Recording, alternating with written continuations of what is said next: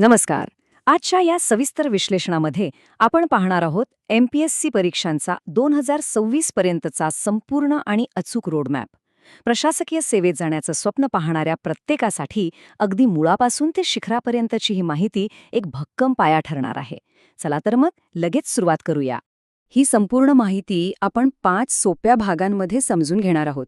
सुरुवातीला MPSC म्हणजे काय हे पाहून, मुख्य परीक्षा, पदे, पात्रता, अभ्यासाची रणनीती आणि शेवटी मिळणारा पगार आणि सन्मान असा आपला आजचा प्रवास असेल. तर आपला पहिला भाग आहे MPSC म्हणजे काय. थोडक्यात या संपूर्ण प्रक्रियेचा पाया. MPSC म्हणजेच महाराष्ट्र पब्लिक सर्व्हिस कमिशन. सोप्या भाषेत सांगायचं तर महाराष्ट्र लोकसेवा आयोग. 1 मे 1960 रोजी स्थापन झालेल्या या अधिकृत संस्थेचं मुख्यालय मुंबईत आहे. महाराष्ट्र राज्य सरकारच्या विविध प्रशासकीय विभागांसाठी योग्य आणि कर्तबगार अधिकाऱ्यांची भरती करण्याची खूप मोठी जबाबदारी या संस्थेवर असते. राज्य प्रशासनात प्रवेश मिळवण्याचं हे सर्वात महत्त्वाचं दार आहे असं म्हटलं तरी वावगं ठरणार नाही. आता ही संस्था फक्त परीक्षा घेण्यापुरती मर्यादित नाहीये बरं का. स्पर्धा परीक्षांचं पारदर्शक आयोजन करणं, योग्य अधिकाऱ्यांची निवड करणं आणि त्यांच्या मुलाखती घेणं हे तर त्यांचं काम आहेच, पण त्यासोबतच राज्य सरकारला महत्त्वाच्या प्रशासकीय बाबींवर सल्ला देण्याचं आणि राज्याचं संपूर्ण प्रशासकीय जाळं भक्कम करण्याचं कामही हीच संस्था करते. राज्याचा गाडा हाकणारे अधिकारी इथूनच घडतात. आता वळूयात दुसऱ्या भागाकडे, मुख्य परीक्षा आणि त्यात मिळणारी पदे. इथे खऱ्या अर्थाने करिअरच्या संधी दडलेल्या आहेत. ह्या तक्त्यामध्ये आपल्याला पदांचं अत्यंत स्पष्ट असं वर्गीकरण पाहायला मिळतं. सर्वोच्च अधिकाऱ्यांसाठी असलेली राज्यसेवा परीक्षा, ज्यातून डेप्युटी कलेक्टर, DSP, तहसीलदार आणि BDO यांसारखी क्लास 1 आणि क्लास 2 पदे भरली जातात. त्यानंतर येते ग्रुप B परीक्षा, ज्यातून PSI आणि STI सारखे अधिकारी निवडले जातात. आणि मग ग्रुप C परीक्षा, जी कर सहाय्यक आणि तांत्रिक कर्मचाऱ्यांसाठी असते. हे चित्र डोळ्यांसमोर असल्यावर अभ्यासाची अचूक दिशा ठरवणं खूप सोपं जातं. या नेहमीच्या परीक्षांव्यतिरिक्त ज्यांची शैक्षणिक पार्श्वभूमी विशिष्ट आणि तांत्रिक आहे, त्यांच्यासाठी MPSC काही स्वतंत्र परीक्षाही घेते. उदाहरणार्थ, सिव्हिल, मेकॅनिकल आणि इलेक्ट्रिकल इंजिनियर्ससाठी खास अभियांत्रिकी सेवा आणि जंगलांचं रक्षण करण्यासाठी वनसेवा परीक्षा. त्यामुळे तुमचं बॅकग्राऊंड तांत्रिक असेल तरीही थेट प्रशासनात येण्याची मोठी संधी इथे उपलब्ध आहे. आपला तिसरा आणि अत्यंत महत्त्वाचा टप्पा म्हणजे पात्रता आणि परीक्षेचं स्वरूप. या परीक्षा देण्यासाठी नेमक्या काय अटी आहेत ते पाहूया. प्रशासकीय सेवेत जाण्याचा मार्ग तसा बहुतांश लोकांसाठी खुला असतो. जास्तीत जास्त पदांसाठी कोणत्याही मान्यताप्राप्त विद्यापीठाची पदवी म्हणजेच ग्रॅज्युएशन असणं पुरेसं आहे. मग तो कला, वाणिज्य किंवा विज्ञान कोणत्याही शाखेचा विद्यार्थी असू शकतो. अर्थात काही तांत्रिक पदांसाठी संबंधित डिग्री किंवा डिप्लोमा आवश्यक असतो, पण सर्वसाधारणपणे पदवी हा प्रवेशाचा मुख्य पाया आहे. वयोमर्यादेचा विचार केला तर खुल्या प्रवर्गातील उमेदवारांसाठी ही मर्यादा 18 ते 38 वर्षे इतकी आहे. प्रशासनात काम करण्यासाठी आवश्यक ऊर्जा आणि समज याच वयात असते.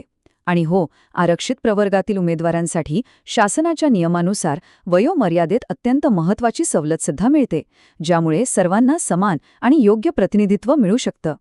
हा संपूर्ण प्रवास 3 अत्यंत आव्हानात्मक टप्प्यांतून जातो. सर्वात आधी असते पूर्वपरीक्षा म्हणजेच प्रिलिम्स, जी पूर्णपणे बहुपर्यायी किंवा MCQ स्वरूपाची असते. ही चाळणी परीक्षा पार केल्यानंतर येते सखोल मुख्य परीक्षा. इथे वर्णनात्मक आणि बहुपर्यायी असे दोन्ही प्रकार असतात, जिथे खऱ्या अर्थाने ज्ञानाचा कस लागतो. आणि सर्वात शेवटी असते मुलाखत किंवा व्यक्तिमत्व चाचणी, जिथे अधिकाऱ्याला साजेसा आत्मविश्वास तपासला जातो. आता वळूया चौथ्या भागाकडे, यशस्वी अभ्यासाची रणनीती. या संपूर्ण प्रक्रियेची प्रत्यक्ष अंमलबजावणी कशी करायची ते समजून घेऊया. उमेदवारांना विविध विषयांचं अत्यंत सखोल ज्ञान असणं अपेक्षित असतं. इतिहास, भूगोल, राज्यशास्त्र आणि अर्थशास्त्रासारख्या गाभा असलेल्या विषयांसोबतच विज्ञान आणि दैनंदिन चालू घडामोडींचं अचूक संतुलन साधावं लागतं. याशिवाय प्रशासकीय कामकाज उत्तमरित्या हाताळण्यासाठी गणित, बुद्धिमत्ता तसेच मराठी आणि इंग्रजी या दोन्ही भाषांवर पूर्ण प्रभुत्व मिळवणं अनिवार्य ठरतं. एवढा विस्तृत अभ्यासक्रम पूर्ण करण्यासाठी यशाचा पाया हा नेहमीच दर्जेदार आणि प्रमाणित पुस्तकांवर आधारित असतो.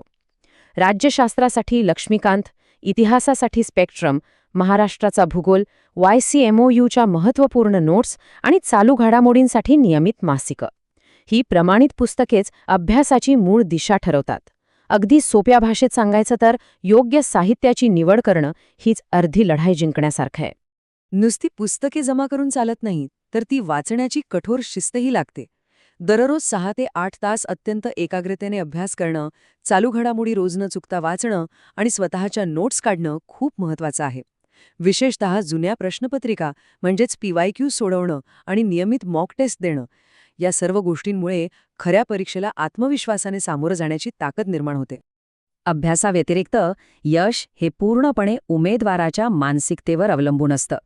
अभ्यासात अतूट सातत्य, वेळेचं अचूक नियोजन आणि सतत रिव्हिजन करत राहणं हे अगदी मस्ट आहे. सर्वात मोठी गोष्ट म्हणजे सोशल मीडियाच्या जगात न रमता, विचलित न होता, स्वतःवरचा विश्वास ढळू न देणं हीच खरी यशाची गुरुकिल्ली आहे. हा मानसिक लढा खूप मोठा आणि महत्वाचा असतो. आता आपण शेवटच्या आणि सर्वात आकर्षक भागाकडे वळूया, पगार आणि प्रतिष्ठा.